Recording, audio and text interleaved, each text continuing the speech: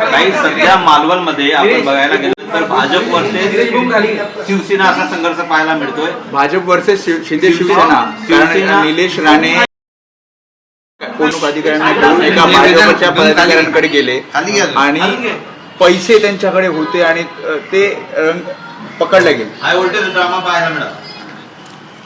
Malvan high voltage ड्रामाचं उगम स्थान आहे. मी 2005 नंतर ते अगदी 2017 पर्यंतच्या सगळ्या निवडणूक तिकडच्या आम्ही अटेंड केलेल्या आहे. जिल्हा प्रमुख म्हणून, संपर्क प्रमुख म्हणून काम केलेलं आहे. मालवण, कणकवली, जो आमचा शिस्तप्रिय असा कोकण 2005 पासून ते ढवळला गेला आणि तो हाय व्होल्टेज मतदारसंघ असा ओळखला गेला. आता काल जे घडलं तुम्ही पाहिलं, मीही पाहिलं. निलेश राणे भाजपाच्या घरात घुसले, भाजपाच्या कार्यकर्त्याची बोलती बंद केली. उघड उघड भाजप पैसे वाटतो. शिंदे निलेश राणे यांनी दाखवून दिलं. पोलीस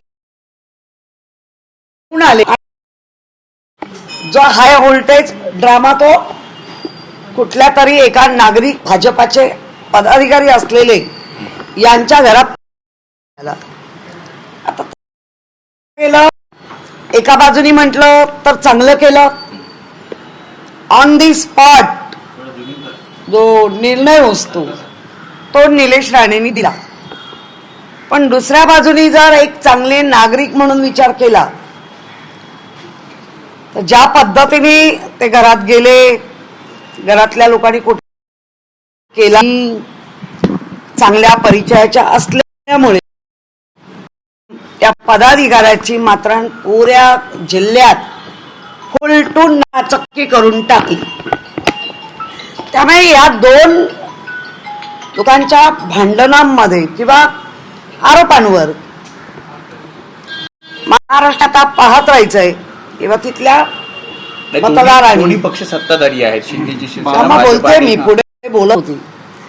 आणि सत्ताधारी असून एकमेकांची वस्त्र काढणं हा व्होल्टेज ड्रामा चालू आहे. रवींद्र चव्हाण म्हणतात की कुठेतरी फेक नॅरेटिव्ह पसरवण्याचं हे सगळं काम निलेश राणे आणि काँग्रेसने जे केलं तेच निलेश राणे करतात. नाही, मला सन्माननीय माननीय रवींद्रजी चव्हाण यांना सांगायचं आहे, तुम्हीच सांगताय आम्ही युतीत आहोत, तुम्हीच सांगतायत की एकनाथ शिंदे आणि त्यांची पुरी टीम आमच्याशी नीट आहे. मग हे काय आहे? मुख्यमंत्री आहेत सन्माननीय देवेंद्रजी फडणवीस. मग हे काय आहे? म्हणजे लोकांना किती करताय असं झालं.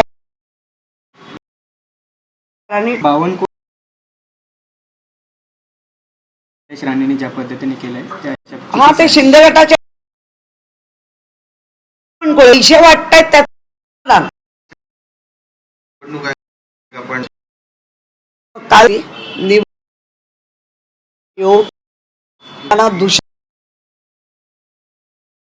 म्हणून असं मी नाही म्हणत आहे. जी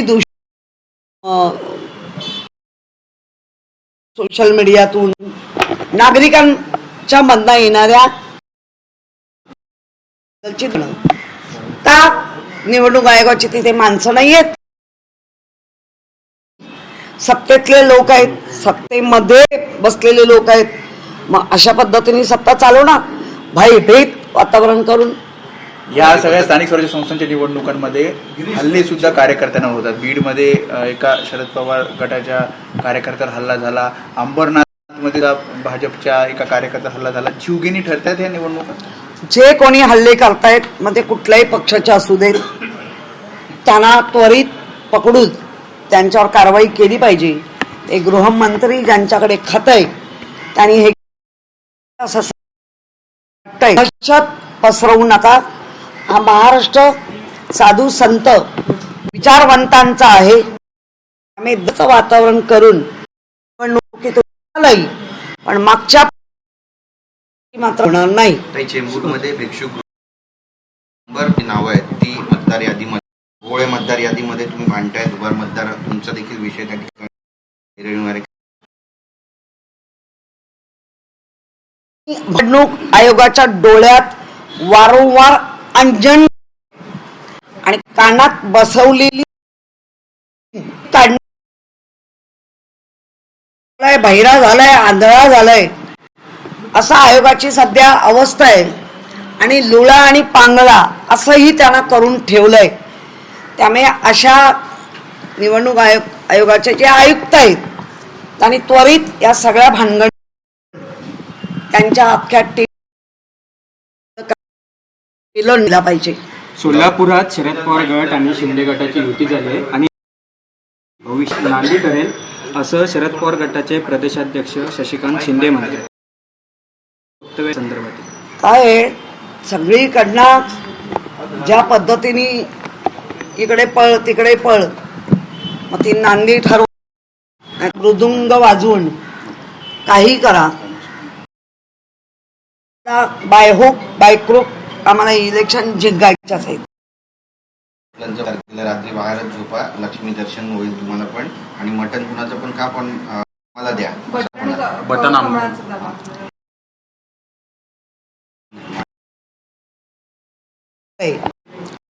12च्या नंतर क्या जे रात्र तुम्ही बाहेर झोप.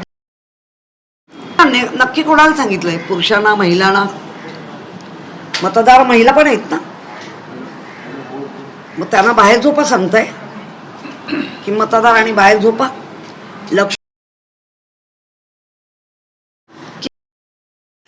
अशी रातोरात कोणाची म्हणजे देव देवतांचा महिलांचा अपमान करताय, मतदार महिलांचा अपमान करताय. तुम्ही बाहेर आणि काय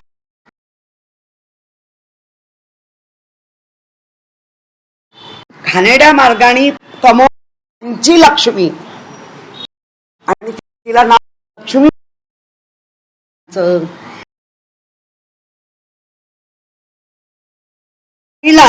माजी मुख्यमंत्री स्टेजवर असताना हे केला नाही. एकनाथ शिंदे म्हणतायत लाडकी बहीण योजना मी सुरू केली, तर त्याच वेळेला पंकजा मुंडे म्हणतायत की ही योजनेची संकल्पना ही माझी होती.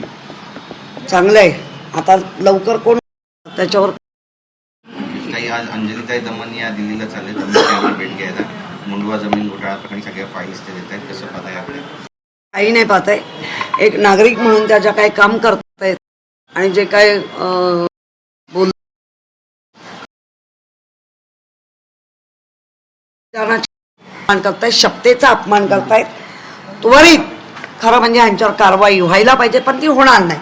मुंबईमध्ये आपण बघतोय निवडणूक आयोगानं सगळ्याच पक्षातील कामगारांसाठी वेगवेगळे सगळेच राज्यामध्ये काम करतात.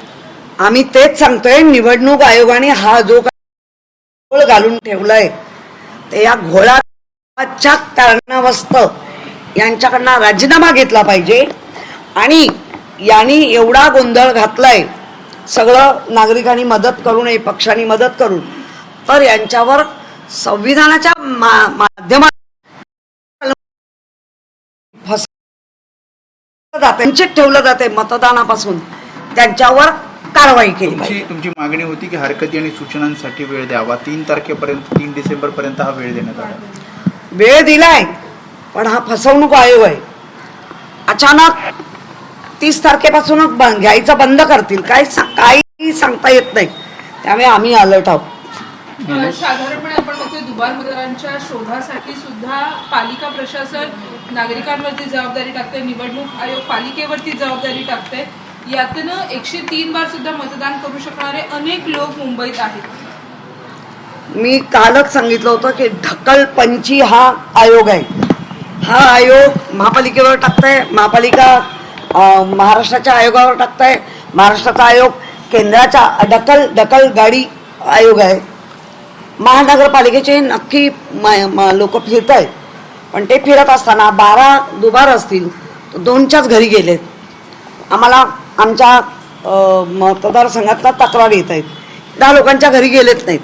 म्हणजे अशा पद्धतीने जर त्यांना टीच करून पाठवलं असेल तर हे रॉंग आहे. निलेश हिंदी में मिठी नदीचा प्रश्न आहे. खरं तर अदानींना प्रकल्प देतात, एकीकडे अनेक धाराविधी प्रकल्प असेल टेंडर देतात. आता मिठी नदी साफ करण्याचं काम सुद्धा अदानी 1700 कोटींचं हे कंत्राट आहे. नाही, जे लोक मराठी माणसांना का पुढे करत नाही असा प्रश्न आता गेल्या 4 वर्षात तर नक्की विचारतायत. मग सगळे मराठी कुठे गेले? हेच का तुमचं बेगडी प्रेम? आणि पूर्ण देशात अदानी, जगात अदानी, नेमकं चाललंय काय? आणि हे मुंबईकरांनी आता बघावं. ताई, केंद्रीय मंत्री आईआईटी बॉम्बे और ये कहते हैं कि आईआईटी बॉम्बे का नाम आईआईटी मुंबई नहीं किया गया, ये मेरे लिए और आपके लिए कॉम्प्लीमेंट की तरह है. आप उनके स्टेटमेंट को किस तरीके से देखती हैं? मैंने उनका कल निषेध किया है. उनके पक्ष के जो प्रमुख प्रवक्ते थे, उन्होंने किधर ही ऐसा बात नहीं किया है कि गलत है करके है. और अभी मुख्यमंत्री सम्माननीय फडणवीस साहब ने एक पत्र भेजा है केंद्र को कि उनका भी आईआईटी मुंबई करो.